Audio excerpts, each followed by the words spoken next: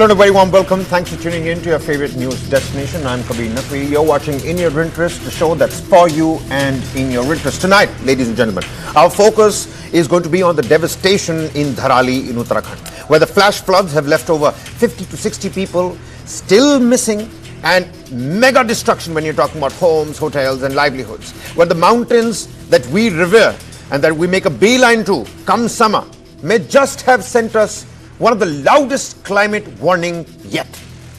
With more than 225 rescue personnel battling blocked roads, mountainous terrain and hazardous debris, the scale of this disaster is sobering. Over 40 to 50 houses completely swept away and about 40 hotels that were submerged in this flash flood. Chief Minister Pushkar Singh Dhami, he surveyed the accident site, but the pain and questions continue to linger. This wasn't a cloudburst. We repeat, this wasn't a cloudburst. The rainfall recorded in Harsil was just 6.5 millimeters. A cloudburst requires over 100 millimeter in an hour. So what happened? Well, let's tell you that. The sheer violence and the sheer magnitude of the flooding compared to the paltry rainfall points instead to a collapse of a glacier or a breach in glacial lakes. Satellite imagery suggests that the presence of not one but two different glacial lakes above Dharali. And experts also suspect a glacial lake outburst flood, or a GLOF, its scientific term, may be the real trigger for this Devbhoomi devastation. And for those asking, GLOF is a sudden catastrophic release of water from a glacial lake when its natural dam formed by ice or unstoppable rocks, the moraine or the snout, those are some technical terms in geology, fails due to erosion, due to heavy rainfall, due to earthquakes, or the weight of swollen glacier meltwaters as well. All of these combined, this can unleash torrents of water and debris with devastating downstream velocity impact, sweeping away everything in its path and way.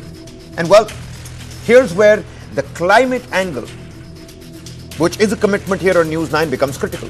Uttarakhand is a climate hotspot. From the year 2011 to the year 2024, that particular region has seen a 10.8% increase in glacial lakes. 67 of them are now tagged as high risk, highly sensitive. In fact, some have expanded by nearly 40% in the same time frame from 2011 to 2024. Then again, you've got rising temperatures that are melting these glaciers faster than ever.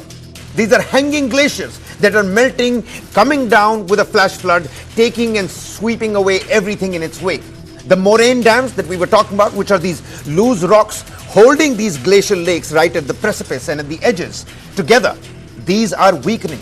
Extreme rainfall, we're talking about deforestation, unregulated construction and encroachment. Let's not miss that out as well.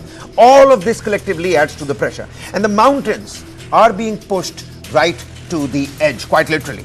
The Dharali flood is a textbook case of a Himalayan disaster turbocharged by climate change. A warning that rising temperatures, reckless development and unstable glaciers are combining together to create new and deadly risks in the world's youngest mountain. So tonight, we have an expert set of panelists with us, and the big questions that we are going to be asking and decoding. Did climate change lead to this glacial lake outburst, resulting in this massive flooding in the Devbhoomi devastation? And can a comprehensive action plan be prepared for the Himalayan states, or is this constantly going to be a matter of playing catch-up? The rescue is still underway in Dharali, but the bigger rescue we need is of our ecology, ladies and gentlemen. On that note, welcome your panelists on the show. Dr. Naveen Bhatnagar, former DIG, NDRF. Dr. A.P. Dimri, Professor, School of Environmental Sciences at JNU. Very warm welcome to you, Professor. Suruchi Bharwal, Director, Earth Science and Climate Change at the Energy and Resource Institute. A very warm welcome to you. And Avinash Mohanty, Global Sector Head, Climate Change and Sustainability at IPE Global. Let me come to you very quickly, Dr. Dimri.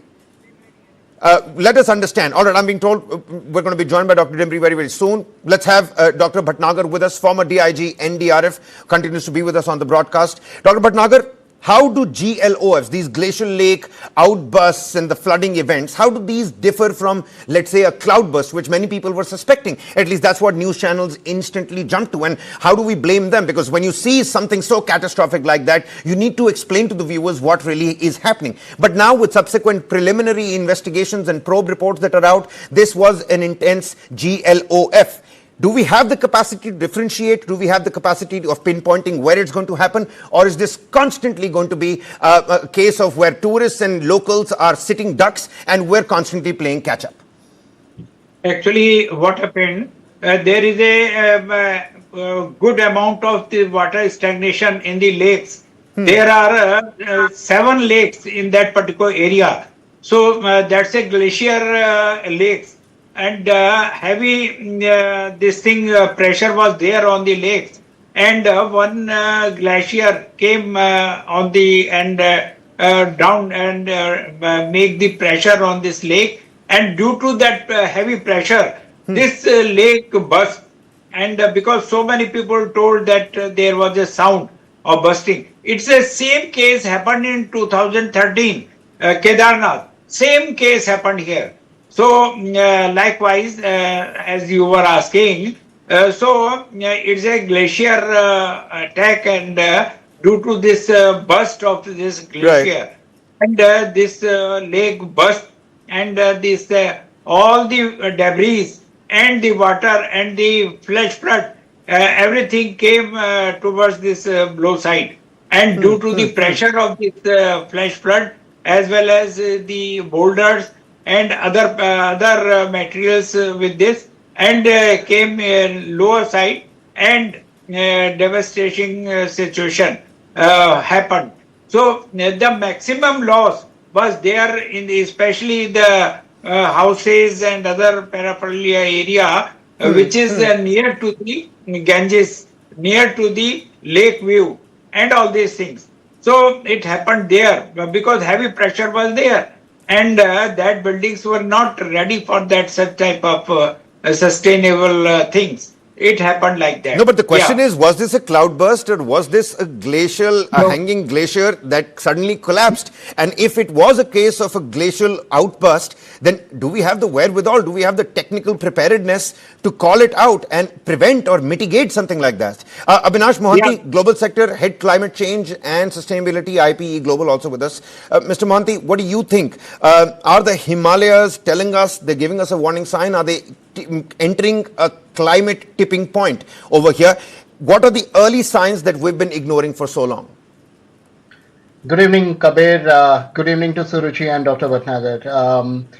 It's not a new thing. It's not an early warning. It's a delayed warning, I would say. The warning from Himalayas has been of late been coming. And Himalayan ecosystem is a fragile ecosystem. What happens, let's try to decode science a little bit. That's what we do. We churn numbers in terms of to give them more attribution and correlations. Whether it is a cloudburst or a GLOF, before that there was rainfall, right? Let's agree to the fact that there was rainfall. Okay. There is something called as orographic rainfall, and orographic rainfall is basically a kind of rainfall when your moistures get accumulated and it doesn't pass through. It's I mean, a lot of people say climate change is very, very complex, but what I'm going to try to break it down is a very class 6 science, right? Okay. Evaporation and condensation. That's how we have been looking some of these terms. So the clouds are always formed based on condensation, and evaporation is something where your temperature rises, and that's where your climate change comes into picture, right? So what happens? Imagine if you have got a balloon, you are trying to fill in air, and at one point of time you fill in, excess fill in has been done, that balloon is just going to burst out. And that's how the clouds also operate, right? So it was orographic rainfall. You rightly pointed it out that it wasn't meeting the threshold on what you should term it as a cloudburst. And then there are satellite images which suggested that there are glaciers, and as a result, what happened once that sudden rainfall that had fallen down, this glacier, which is already over the breaching point, has triggered all of these this event into a disaster. That's one.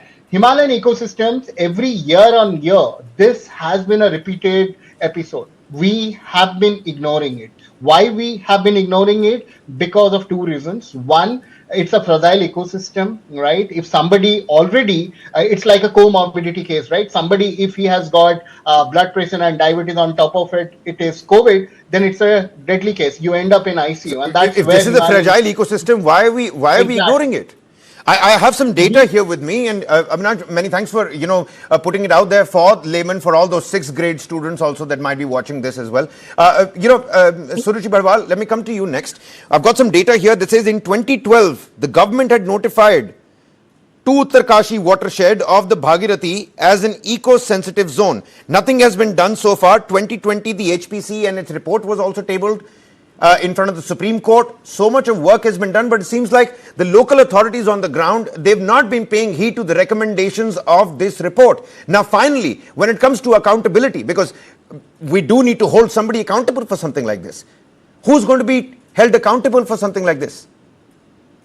Sure.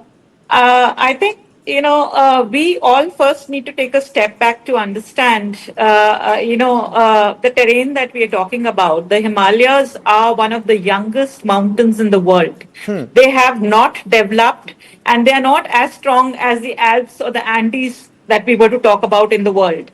So, ideally, if we were not to make them stable, there would be repercussions with regards to what we are basically observing because of the massive deforestation encroachment that we see that has happened around in the mountains.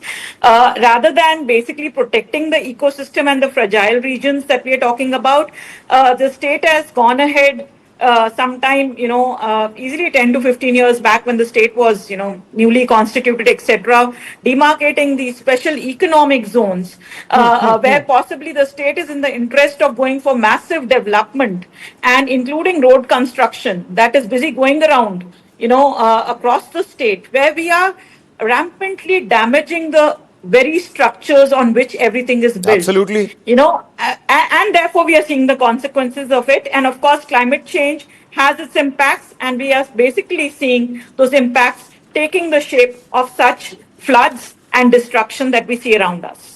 Well, absolutely. Dr. Dimri is with us. He's finally joined us. Very warm welcome to you, Doctor. Professor, School of Environmental Sciences, JNU. Dr. Dimri, let me take these questions to you. We're talking about lax enforcement of that HPC report and whether from Uttarakhand, we're talking about Kedarnath, Chamoli, Uttarkashi in 2025. Are we simply mourning and moving on, or are we really learning something from here? Because that HPC report, I'm going to again quote some particulars from that. Highway authorities have not only ignored the HPC recommendations, they've marked 6,000 precious deodar trees to be cut down as well to protect this Bhagirathi economic sensitive zones, particularly to conserve the deodar forest stretch. The report recommended that an elevated highway stretch closer to the riverside be considered as an alternative to widening the highway, and that of course did not happen. And now we're looking at this major catastrophe, the Devbhoomi devastation. So are we learning anything, or are we simply mourning and moving on? Thank you for giving me this opportunity. I hope I'm audible. Yep, you I'm are. joining far from Itanagar, so my voice may be cracking. Look, I'll only provide the scientific input as far as cloudburst is concerned. Very well said mechanism of cloudburst has been established, provided, and we are working on that. Well, it seems like a little bit of a technical difficulty with Dr. Dimri. Kind of a less intense event happened. Pardon? No, please continue. Please continue, Doctor. Yeah, let me complete. 2012 or 13, again, catastrophe happened, same Dharali point. Cloudburst mechanism is very well understood. It has to have a orographic locking and convective instability. Any one of these two factors are missing, cloudburst will not occur. And this is a clear case of cloudburst, no doubt about that. Now, if you think cloudburst can be forecasted, it's not possible. It's a dynamical mechanism, cannot be captured in any of the dynamical model, how best it will be, because it's a micro scale phenomena. We have to understand it two from. Synoptic study, I am telling first, there is a break in monsoon. Right. Monsoon ITCG is all along the foothills of Himalayas. and there is a lot of amount of moisture in vapor form or in rain form is available for such purposes. Number one, any convective instability which happened is brought down. That I am not debating the climate cloudburst mechanism here. The important point is, which is repeatedly conveyed by me, told by me to many forums, that there is a very unfortunate, unsettling plan of the development. I don't say this is a development, it is encroachment. You see the Kheer river, this is clear cut, all the development is at the fan of the Kheer. We call it geomorphologically fan of the river, where this all spread has gone beyond. Number one. Number two, because of the warming in atmosphere, in ocean, there is enough energetics available for such event to trigger, and not only trigger, far inside the mountain, moisture will be arriving there. So there is no dearth of mountain, there is energetics available because of warming, and based on these all two conjugate effect, these kind of events are happening. I have done a lot of studies. So Dr. Dimri, you're saying that this was a case of cloudburst. This particularly was a case of cloudburst, right? Absolutely, no doubt about that. Number two. But there are many preliminary reports that are now doing the rounds that people are now reading, Dr. Dimri. They're saying that the preliminary understanding is that this could have been a GLOF episode as well. And even if this wasn't a GLOF episode, are hanging glaciers the next big threat? Because remember when the subsidence happened in Joshimath? And people spoke about it for 2-3 months with the cracks in the buildings and the walls and how this was going to affect right before the Dham Yatras. Now people have stopped talking about it. Today you've again jumped on, a glacial lake outburst flooding. I'm trying to understand, and of course we've got Dr. Naveen Bhatnagar, former DIG NDRF, a disaster management expert himself. Are we equipping our locals and our tourists with the survival protocols? Come tomorrow, there is a glacial burst. I visited so many hill stations and there is no kind of awareness whether what's going to happen, what should one do as a tourist in the advent of a glacial outburst. What are some signs that you should be, taking into account when you're talking about a glacial outburst? Do we have the wherewithal? Are we equipping our locals and tourists with this kind of awareness and knowledge? Dr. Bhatnagar. Yeah. So, as per the version of the so many geologists and scientists and the local people also, it was revealed that it was not cloudburst. It was heavy rain, of course, was there, and there was a good amount of the water stagnation in that particular area.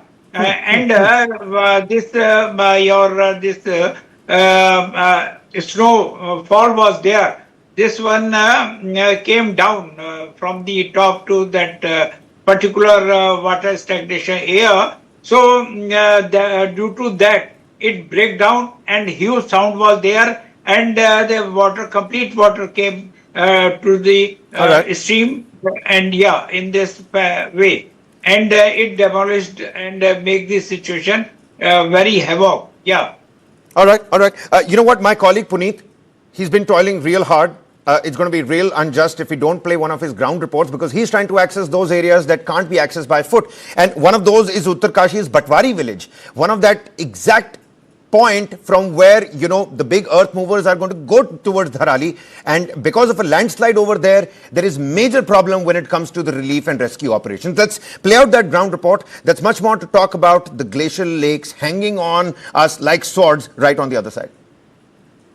Uttarkashi के धराली गांव में मंगलवार को एक बड़ी प्राकृतिक आपदा आई है। इसमें 6 लोगों की मौत हो गई, लेकिन अभी भी 50 से ज्यादा लोग लापता हैं। रेस्क्यू ऑपरेशन चलाने में काफी दिक्कत आई थी शुरुआत में, क्योंकि मौसम खराब था और जगह जगह सड़कें टूट गई थी। इस वक्त भटवाड़ी गांव में खड़े हैं और आप देखेंगे ये एक ऐसी जगह है जहां से धराली जाने का संपर्क पूरी तरीके से सड़क मार्ग का कट चुका है। यही वजह है कि एनडीआरएफ, एसडीआरएफ, आईटीबीपी और तमाम लोगों को रेस्क्यू ऑपरेशन यहां से ले जाने में काफी ज्यादा दिक्कतों का सामना करना पड़ा था। ये भटवाड़ी की सड़क पूरी तरीके से भूस्खलन के कारण टूट चुकी है, जहां पर इस वक्त जेसीबी लगाकर मरम्मत का काम चल रहा है। और ये सिर्फ एक जगह नहीं, इसके आगे 3 जगह और इसी तरीके से सड़क जो है वो पूरी तरीके से टूट चुकी है और 2 पुल भी वहां पर बह चुके हैं। बता दें आपको कि रेस्क्यू ऑपरेशन का एकमात्र सहारा हेलीकॉप्टर बना।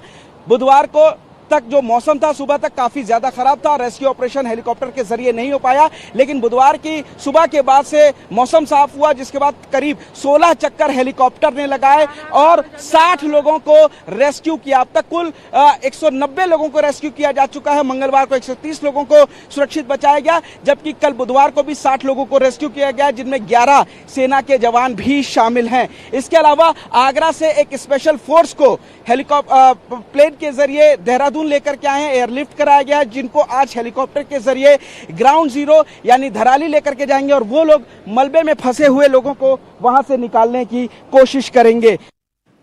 Well, needless to say, salute to the BRO, to the ITBP and to the local authorities and the administration that are doing anything and everything that they can to make sure that they can rescue as many possible. The relief camps have also been set up. But Abhinash Mohanty, let us understand, there are some real sensitive glacial lake formations in Uttarakhand alone. You know, near Nepal border, you've got several of those. NDMA data suggests that many of these are highly sensitive, some less sensitive, but about a few of them highly sensitive.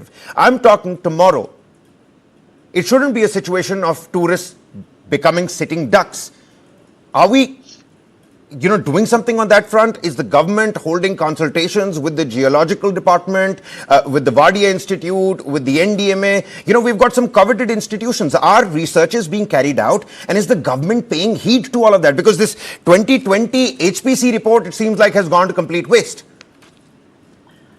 Kabir, to be very honest, government is actually trying a lot in terms of managing. Then where are the lapses? Where are the lapses? I mean, exactly. I'm coming to that point. What we are currently missing is we are looking at these disasters from a very siloed approach of putting down blinkers. We are trying to treat cloudburst as one of those events. We are trying to treat floods. Disaster management is another stream. People don't talk to each other, and that's where it becomes cascading, compounding impacts which have not been mapped today at a hypergranular level. The geologists do not speak with climate scientists do not speak with the national disaster management authorities or the NDRFs. So that combination of doing a hypergranular risk assessment, number one, and also understanding the cascading and compounding impact, where what happens on a scenario basis. What you just rightly pointed out, if tourist inflow is there or influx is there, if you go to Japan, if there would be an earthquake, a 3-year-old kid knows what to do. Exactly, that's precisely my point. Do we know what we need to do? And exactly, what you're telling us right now, Mr. Mohanty, is clear-cut coordination failure.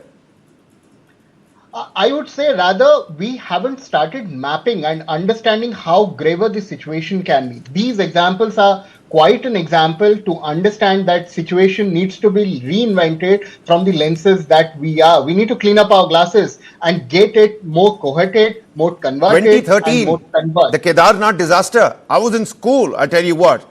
Shocked by those visuals as well. About 5,700 to 6,000 people affected, if not killed.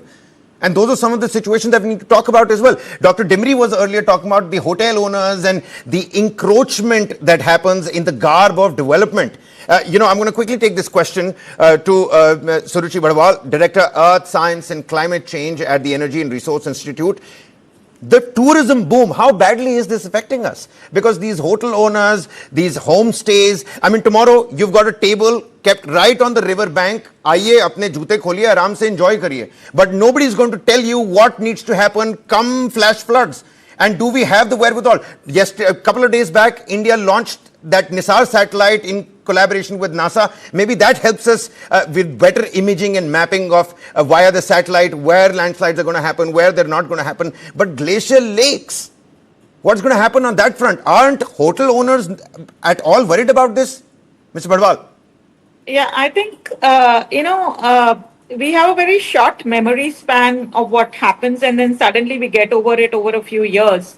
We had the 2013 Kedarnath tragedy that struck the state, and it was massive in nature, and the same type of issues that cropped up during that time. I remember working in the state and interacting with the state disaster management authorities, and we were basically asking what corrective measures have been taken post the floods so that people feel secure to come back to the state, because it is a tourist centric state. And the response was it is complex terrain and not much can be done. We did check on how businesses were affected, restaurants, hotels, rafting. It's also known for adventure tourism, religious tourism, etc. Certainly, How yeah. that was affected post the floods. And there was a massive impact in the first year, second year, third year. And from fourth year onwards, you had the same numbers flocking, during the season when you had adventure tourism, religious tourism without the safety nets and the security in place. So we have a very short memory span. Nothing has been addressed, but we are back again in the same locations, which are highly sensitive and basically make us very vulnerable and exposed to the consequences of such events. Now, coming back to your earlier point that you were actually asking, there is a glacial lake atlas of the Ganga River basin that was developed by ISRO, and they have mapped all the glacial lakes, which are more than 4,000 in number, in the Ganges catchment, which are sensitive and can lead to a GLOF. Now, this was done sometime in 2016-17, but now this database and this atlas that has been created, has it been shared with the administration to basically take action on that to avoid such a catastrophe? The answer is no. I don't think so. People are even aware about the atlas. So why are we producing these scientific outputs? That's a very good question you've raised over there, Mr. Barwal, because we need to act on these reports as well. The HPC report has also gone for a toss and a waste. The ISRO data, I don't know what's going to happen with the NISAR data at this point in time. And pertinent points being raised by everybody. Dr. Naveen Bhatnagar, I've completely run out of time. I'm going to thank my panelists here. Dr. Dimbri as well. Mr. Barwal, who's made those pertinent points. And Avinash Mohanty, helping the 6th graders also understand in layman terms what is a cloudburst and what we should really know and understand. In Japan, a 3-year-old child knows what to do when an earthquake strikes. But we don't know, even after so many of those warning signs coming from the Himalayan region. There needs to be a closer look at the coordination lapses. There needs to be a closer look on policy reform as well. And climate change is not going to go anywhere. We're right here. It's important, and it's time that we start asking questions to ourselves here as well. Many thanks for watching. In your interest, top developments right on the other side. Keep it with News9.